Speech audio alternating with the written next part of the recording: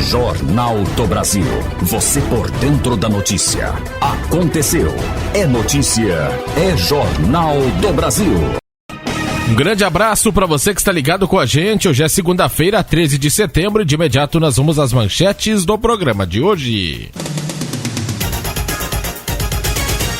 Brasil é quinto maior alvo de crimes digitais no mundo, aponta estudo. Fiocruz deve retomar entrega de vacinas nesta semana. Desigualdades agravam pandemias, alertam pesquisadores. 70 milhões já receberam 2 doses ou dose única da vacina contra a Covid-19.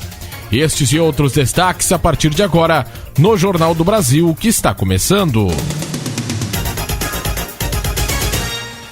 Mais constantes e cada vez mais sofisticados, os cibercrimes causam prejuízos cada vez maiores às empresas. Apenas neste ano, as perdas globais podem chegar a 6 trilhões de dólares, 3 vezes o PIB, o Produto Interno Bruto do Brasil, de acordo com um estudo conduzido pela consultoria alemã Roland Berger. A percepção de especialistas é a de que esse tipo de crime irá se aperfeiçoar ainda mais com o tempo, com as companhias tendo de gastar cada vez mais para se proteger desses ataques com pedido de resgate. O Brasil tem sido um dos principais alvos globais. O levantamento da Roland Berger aponta que o país já ultrapassou o volume de ataques do ano passado, apenas nesse primeiro semestre, com um total de 9,1 milhões de ocorrências, considerando apenas os de ransomware, que restringe o acesso ao sistema infectado e cobra um resgate em criptomoedas para que o acesso possa ser restabelecido. Esse número coloca o país na 5ª posição mundial de ataques, atrás apenas de Estados Unidos, Reino Unido, Alemanha e África do Sul.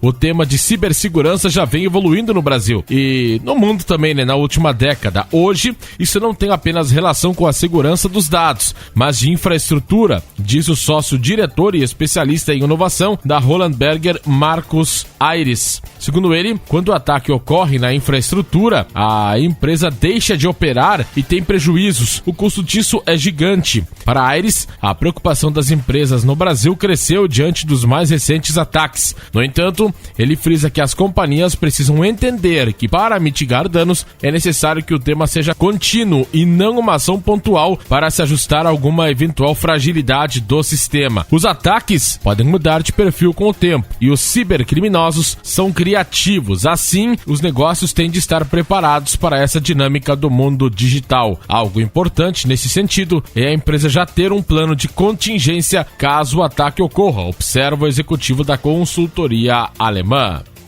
Jornal do Brasil. Eu sigo com você no Jornal do Brasil, agradecendo sempre a sua companhia e a sua audiência nesta segunda-feira. A Fundação Oswaldo Cruz prevê que fará novas entregas da vacina Oxford da AstraZeneca contra a Covid-19 nesta semana, normalizando as liberações ao Programa Nacional de Imunizações, PNI. O número de doses disponibilizadas será divulgado nesta segunda-feira, dia 13. A Fiocruz já havia informado, no último dia 2, que suas próximas entregas seriam realizadas entre os dias 13 e 17 de setembro. A última entrega foi em 27 de agosto, quando 3,5 milhões de vacinas foram liberadas. O intervalo entre as entregas ocorreu porque os lotes mensais de agosto do ingrediente farmacêutico ativo IFA, importado para a farmacêutica ou para a fabricação da vacina, só chegaram nos dias 25 e 30 do mês passado. Como o processo de fabricação e controle de qualidade das doses demora cerca de 3 semanas, a liberação só deve ocorrer a partir da semana que vem, ou nesta semana. Desde o início do ano, a Fiocruz já entregou 91,9 milhões de doses ao Ministério da Saúde, sendo 87,9 milhões produzidas no Instituto de Tecnologia em Imunológicos Biomanguinhos e 4 milhões importadas prontas da Índia. O número de doses produzidas no Brasil, porém, deve ultrapassar 100 milhões na próxima semana, ou nesta semana já, contando com as vacinas já entregues e as que ainda estão em produção no controle de qualidade. A previsão foi apresentada na Jornada Nacional de Imunizações pelo gerente do projeto de implementação da vacina Covid-19 Biomanguinhos, Fábio Henrique Gonzalez. Ele detalhou ainda os avanços na produção do IFA nacional e divulgou a projeção de que será possível produzir neste ano 14 milhões de doses totalmente fabricadas no Brasil. Dessas, 6 milhões poderão ser entregues ao PNI. Jornal do Brasil. Muito obrigado pela sua companhia e um bom início de semana para você. Este é o Jornal do Brasil, as notícias do Brasil e do mundo no seu rádio. Modelo econômico globalizado e marcado por desigualdades de diversos tipos deve provocar pandemias mais frequentes e acirrar diferenças na qualidade de vida e no acesso a direitos, disseram na última semana especialistas em saúde pública que participaram de debate em comemoração ao cinquentenário da Universidade Federal do Rio de Janeiro, UFRJ. Pesquisador e professor da universidade, o epidemiologista Roberto Medronha, alertou que a frequência com que as pandemias ocorrem tem aumentado no século XXI, quando o mundo já enfrentou surtos internacionais de ebola, gripe suína, Covid-19, entre outras doenças. Medronho classificou o impacto da pandemia no Brasil como pavoroso e dramático e disse acreditar que o cenário seria muito pior se o país não contasse com um sistema de saúde público universal. O epidemiologista destaca que, além das vítimas diretas, a pandemia deve trazer impactos mais amplos, como o fechamento de postos de trabalho causados pelo esvaziamento de centros urbanos, diagnóstico tardio de doenças, sedentarismo, transtornos psicológicos e aumento da desigualdade. O infectologista lembra que a desigualdade e a sustentabilidade são temas que impactam a saúde. Pesquisador da Fiocruz, Bahia, e da Universidade Federal da Bahia, o epidemiologista Maurício Barreto destacou que ao longo da história as epidemias, e as doenças infecciosas sempre afetaram grupos populacionais de forma diferente, incidindo de acordo com a desigualdade social e gerando mais inequidades como consequência. No caso da pandemia de Covid-19, ele lembra de pessoas que vivem em comunidades densamente povoadas, como as favelas, e estão mais expostas ao contágio, ao mesmo tempo em que população pobre sofre mais frequentemente com questões de saúde como obesidade, cardiovasculares e diabetes, consideradas comorbidades. O economista e sanitarista da Fundação Oswaldo Cruz, Fiocruz, Carlos Gadelha, acrescentou que essas respostas nacionais geraram uma concentração das vacinas nos países mais ricos. Segundo o pesquisador, 10 países concentram 75% das doses no mundo, e enquanto nações ricas buscam garantir a aplicação da terceira dose, há países em que a vacinação ainda não começou. Jornal do Brasil.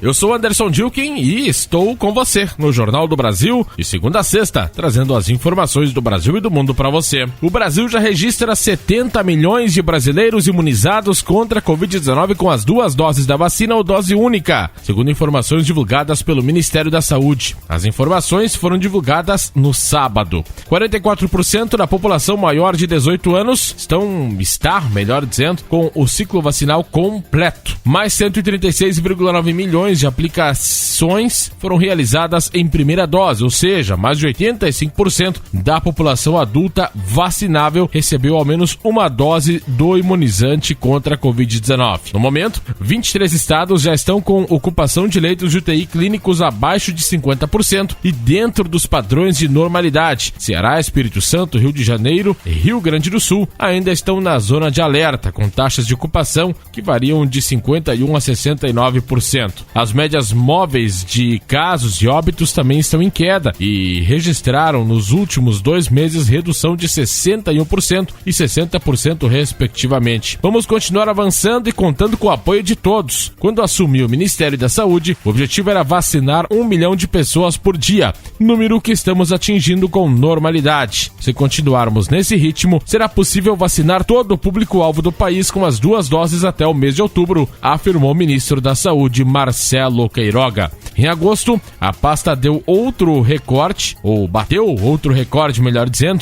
e distribuiu mais de 60,8 milhões de doses de vacinas contra a Covid-19 para todos os estados e o Distrito Federal. Desde o início da campanha, já foram distribuídas mais de 259,4 milhões de doses. Vamos falar de esporte!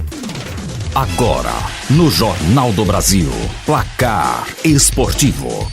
E começou a era Fernando Diniz no Vasco na manhã de ontem. O treinador chegou por volta das 8 horas ao CT Moacir Barbosa, onde foi recepcionado pelo presidente Jorge Salgado e pelo executivo de futebol Alexandre Pássaro.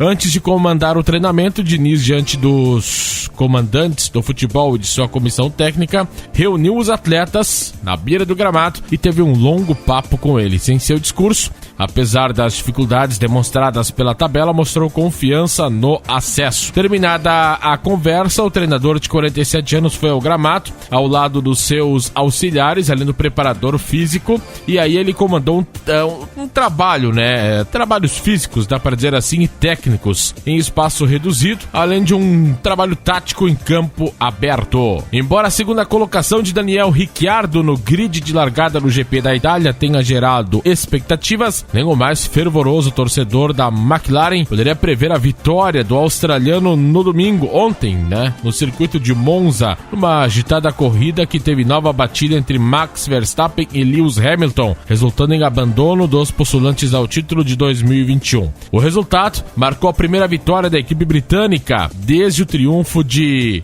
Jenson Button no GP do Brasil de 2012. E ainda valeu uma dobradinha com Lando Norris em segundo lugar, algo que não acontecia desde 2010. Valtteri Bottas, que terminou em quarto, herdou o terceiro lugar no pódio com a punição de Sérgio Pérez. O triunfo, o oitavo da carreira de Ricciardo, deu fim a um jejum de 3 anos do piloto, que enfrentava uma adaptação difícil à McLaren. Sua última vitória foi no GP de Mônaco de 2018, quando ainda corria pela RBR. A prova em Monza ainda teve a recuperação de Valtteri Bottas, que venceu a corrida classificatória no sábado, mas largou em 20º por ter trocado o motor e vários componentes da unidade de potência. O finlandês da Mercedes ganhou 16 punições e subiu ao terceiro posto, já que Sérgio Pérez foi punido em 5 segundos por ultrapassar os limites da pista. Uma manobra sobre Charles Leclerc. Outra surpresa foi a 9ª colocação de George Russell, que herdou mais 2 pontos para Williams. Como a batida de Verstappen também tirou Hamilton da prova, o holandês permaneceu em primeiro lugar no campeonato de pilotos com 226 pontos contra os 221,5 do rival. Bottas em terceiro, a nota 141. Por sua vez, a Mercedes ampliou a vantagem na liderança do Mundial de Equipes. O pódio do finlandês e passa a somar 362,5 pontos, 18 a mais que a RBR, vice-líder.